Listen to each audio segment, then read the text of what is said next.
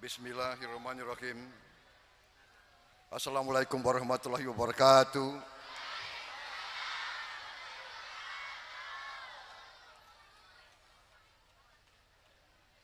Marilah kita tidak henti-hentinya memanjatkan puji syukur kehadirat Allah Subhanahu wa taala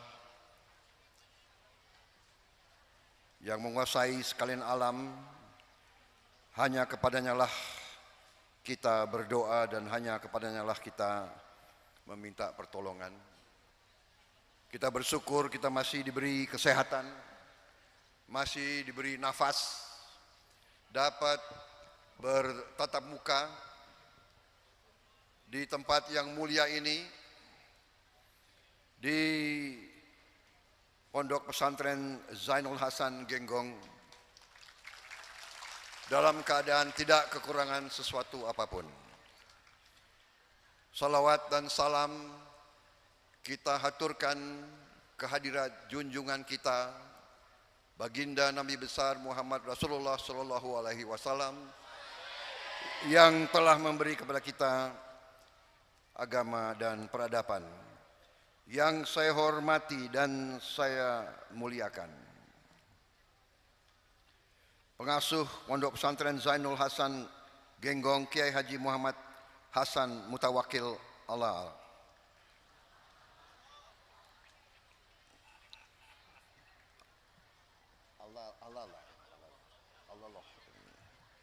Yang saya hormati, saya muliakan Ketua Umum Majelis Ulama Indonesia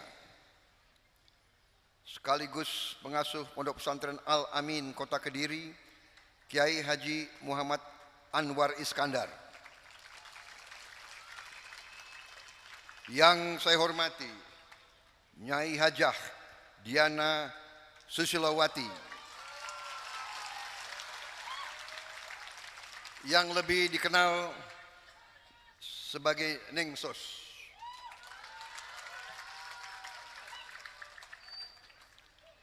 Pengasuh Pondok Pesantren Mirqatul Ulum Kiai Haji Khosin Irsyad. Pengasuh Pondok Pesantren Rofiatul Islam Kiai Haji Munir Kholili. Pengasuh Pondok Pesantren Bani Rancang Kiai Haji Muhammad Siddiq. Pengasuh Pondok Pesantren Nurul Qadim Kiai Haji Baginda Fauzi. Habib Bidin bin Toha, Gus Dr. Muhammad Haris.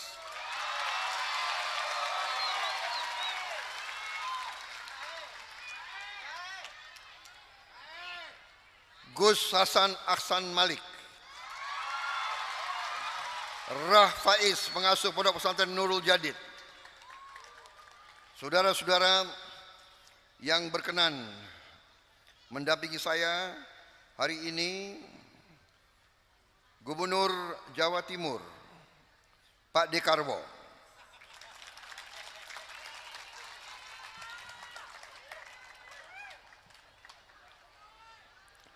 loh, Ibu Khofifah bagaimana? Ibu Khofifah penggantinya. Beliau Pak D ini sangat dicintai rakyat Jawa Timur dan Gubernur Jawa Timur ke-13. Saya pribadi punya dua angka keberuntungan, Pak. Dua. Angka 8 dan angka 13. Jadi rupanya karena itulah saya cocok dengan Pak Dekarwo.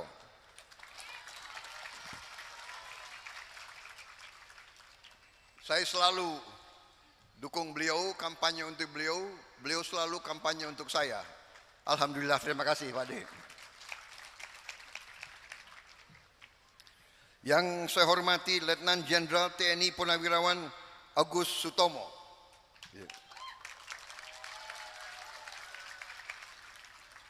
Sekarang dikenal sebagai Gus Tom. Marsikal Muda TNI Purnawirawan Bambang Eko dari Angkatan Udara.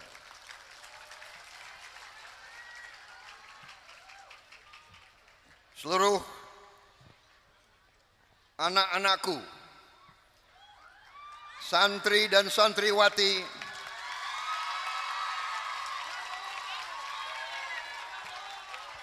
yang sekarang hadir di depan saya. Terima kasih undangan ini, saya hadir di sini. Terima kasih tadi pernyataan kepada saya disampaikan oleh Gus Saris. Terima kasih. Suatu kehormatan besar, saya dianggap sahabat para santri. Terima kasih. Memang benar yang disampaikan tadi oleh Pak Anwar Iskandar, juga oleh Kiai Mutawakil. Saya dari dulu sangat dekat dengan para kiai, para ulama. Dan ini adalah wajar dan masuk akal karena dulu saya seorang prajurit, seorang tentara. Seorang prajurit, dari hari pertama kita masuk tentara, kita diwajibkan tanda tangan. Istilahnya oleh pimpinan kita waktu itu, kamu tanda tangan, artinya kamu teken siap mati. Bayangkan itu. Umur 18 tahun suruh teken siap mati. Siap mati untuk apa? Siap mati untuk membela rakyat yang kita cintai. Siap mati untuk apa? Siap mati untuk membela negara dan bangsa yang kita cintai. Siap mati untuk apa? Siap mati untuk menjaga segala kekayaan milik rakyat Indonesia. Itu sumpah kita. Karena itu namanya manusia, kalau sudah disuruh siap menghadapi maut, yang pertama dicari adalah kiai.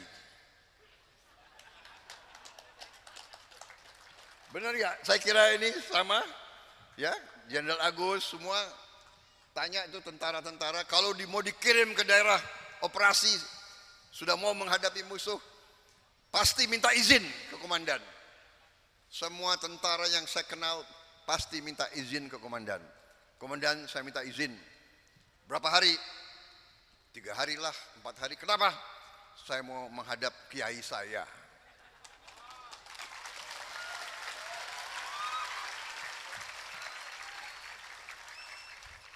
Ini manusia ini, kalau lagi senang-senang, ya lupa kiai. Kadang-kadang agak males bangun pagi, sholat subuh. Tapi kalau sudah menghadapi, sudah harus dikirim ke daerah yang bahaya. Itu, yang pertama dicari adalah kiai-kiai itu cari. Minta doa, kadang-kadang dimandiin.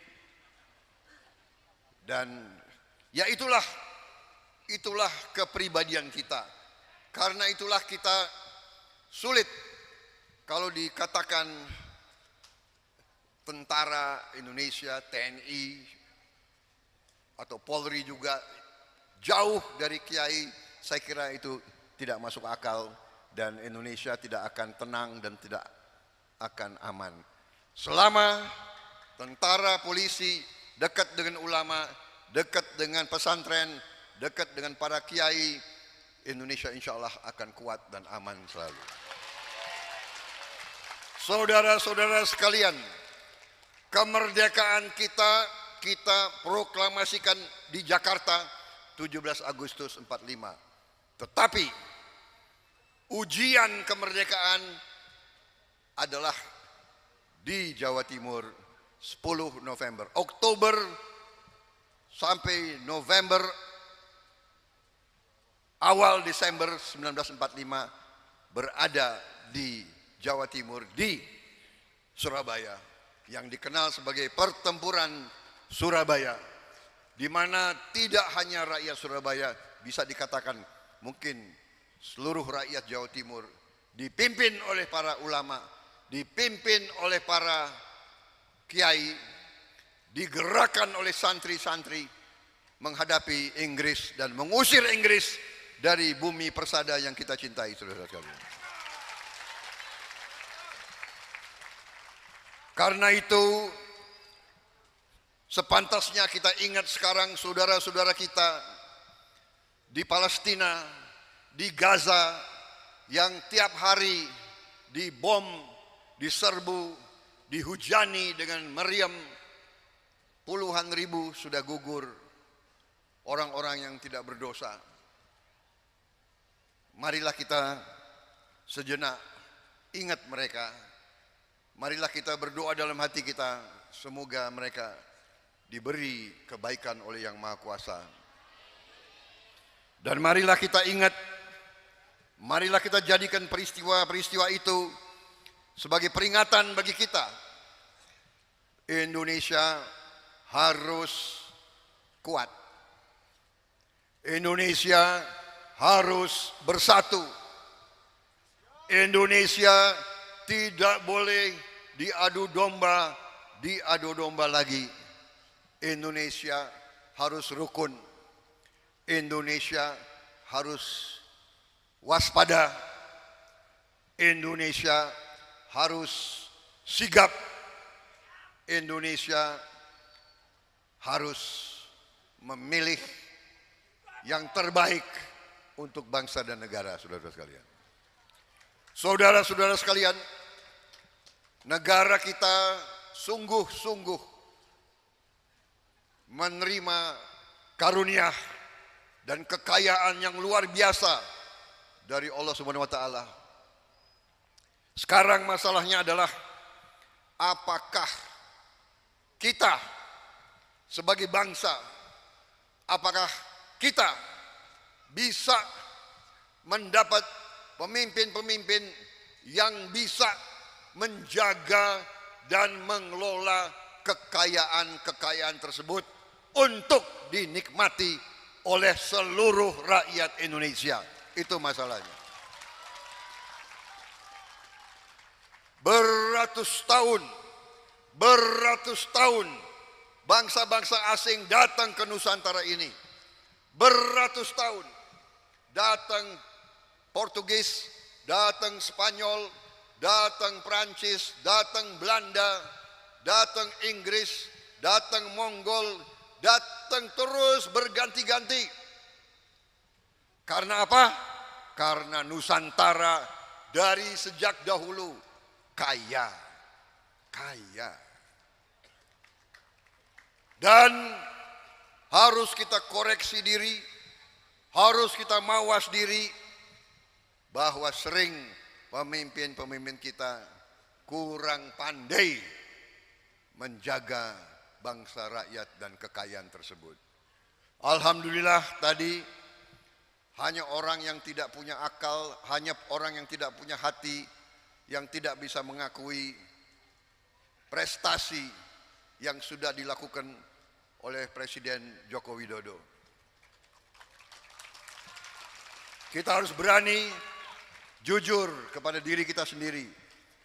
Katakanlah yang benar itu benar dan yang salah itu salah. Presiden Jokowi telah berbuat yang terbaik untuk bangsa dan rakyat kita. Saya yang pernah dikalahkan oleh beliau 2 kali, saya pun mengakui bahwa beliau berbuat yang terbaik untuk bangsa dan rakyat Indonesia.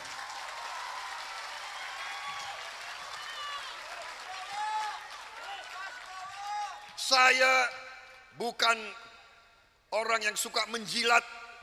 Saya bukan orang yang suka, apa istilahnya, memuji-muji tanpa alasan. Tidak, saya pernah dikalahkan beliau 2 kali. Emang enak dikalahkan?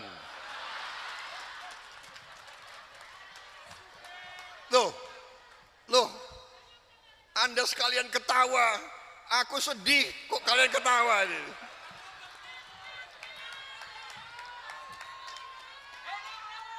Kalah sepak bola aja nangis, apalagi kalah presiden.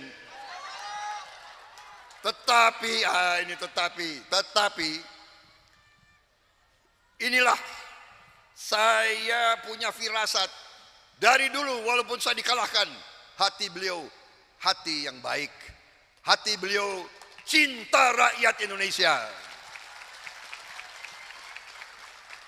dan hati saya pun cinta rakyat Indonesia. Jadi tidak ada masalah siapa yang menang, siapa yang kalah. Yang penting cinta rakyat Indonesia.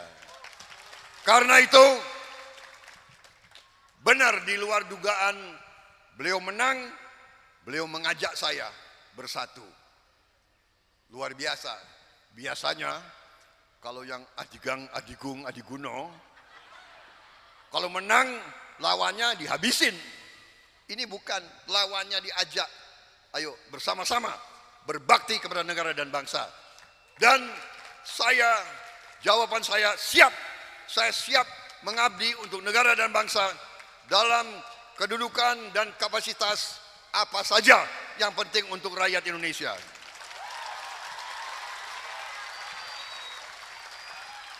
Saudara-saudara, karena waktu saya persingkat. Yang penting inti-intinya.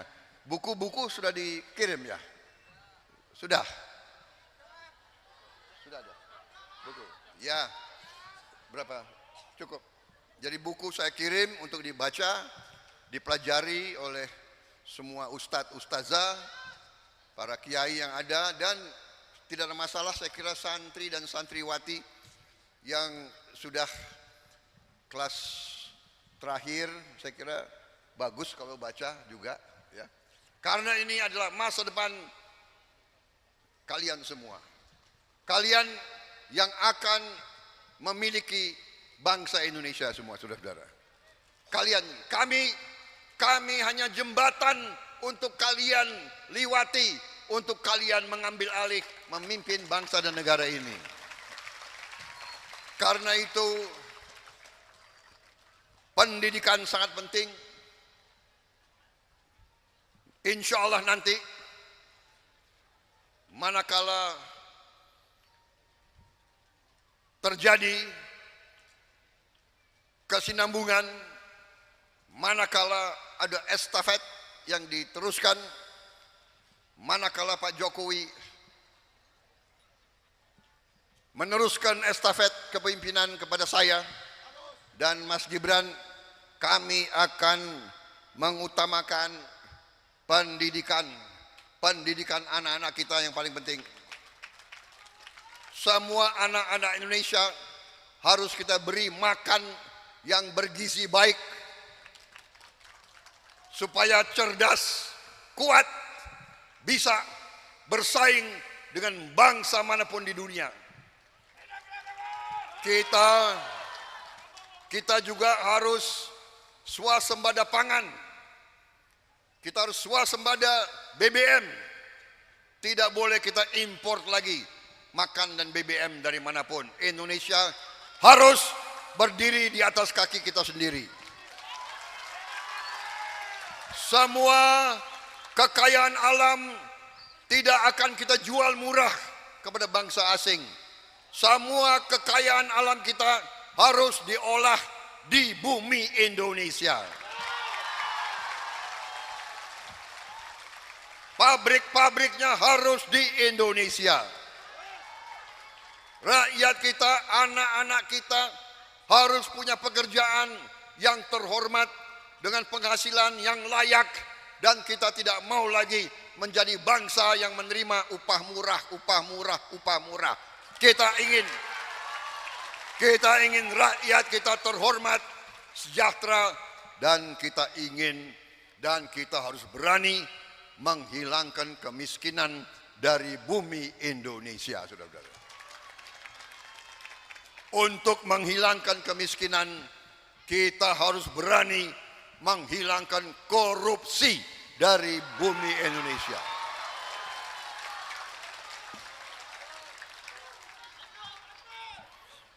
Kita negara yang cukup kaya. Saya sudah hitung dengan tim pakar yang hebat-hebat, otak yang terhebat di Indonesia. Kami sudah hitung, ternyata Indonesia memiliki kekayaan yang luar biasa.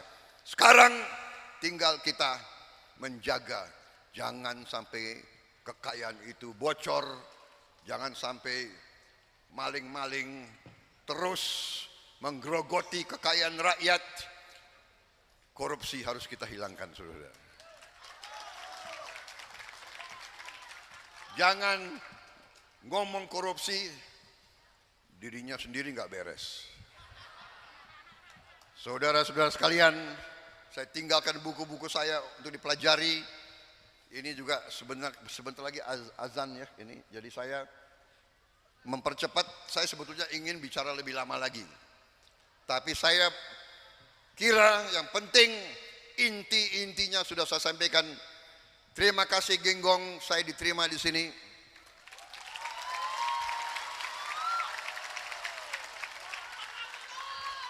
Dan percayalah bahwa saya insya Allah akan kembali ke Genggong. Dan